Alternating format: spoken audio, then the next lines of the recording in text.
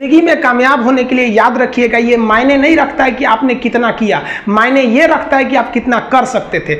जब लंका में पुल बनाया जा रहा था पत्थरों को जोड़ जोड़कर सीता माँ को लाने के लिए, तो बंदरों के साथ साथ गिलहरियाँ भी वहाँ पत्थर भर रही थी। तो इन सब से कितना पत्थर ही उठेगा। एक बंदर आया तो उठा के फेंक दिया गिलहरी को, भाग यहाँ से, तो इतनी पत्थर बीच में ला रही है।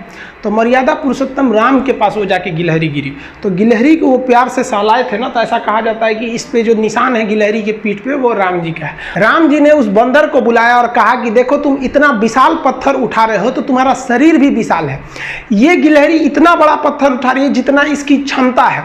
तो आप अगर कामयाब होना चाहते हैं तो आप ये मत सोचिए कि आप हमने आज 8 घंटे पढ़ लिए या 8 घंटा मेहनत किए, आप ये सोचिए कि आप कितना कर सकते थे।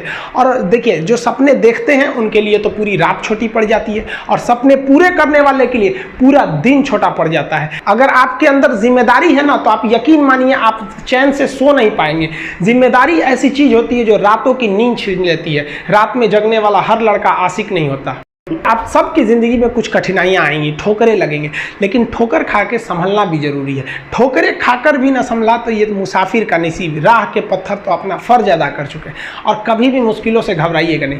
कोको कोला कंपनी जब स्थापना हुई थी तो 1 साल में केवल इसके 25 बोतल बिके थे।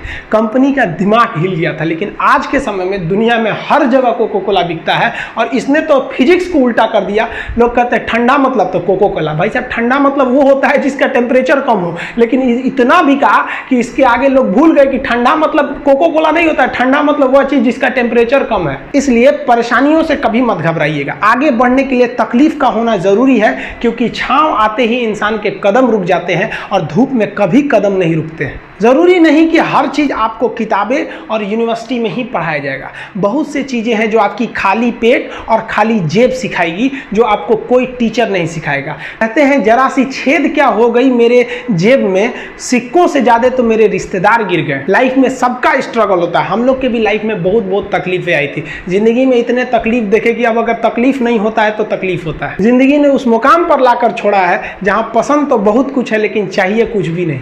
लोग कहते हैं कि खाली हाथ आए थे खाली हाथ जाओगे, गलत बोलते हैं।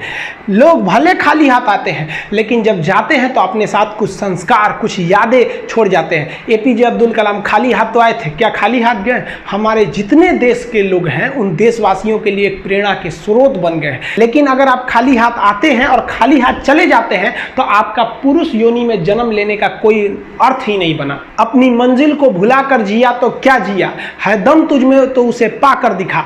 लिख दे खून से अपनी कामयाबी की कहानी, और बोल उस किस्मत को कि है दम तो मिटा के दिखा। इसलिए कभी किस्मत को मत कोसिएगा, अपने हौसले से अपनी कहानी लिखिएगा। पसीने की स्याही से जो लिखते हैं अपने हौसले के इरादे, उनके मुकद्दर के पन्ने कभी कोरे नहीं होते। पैसा और समय में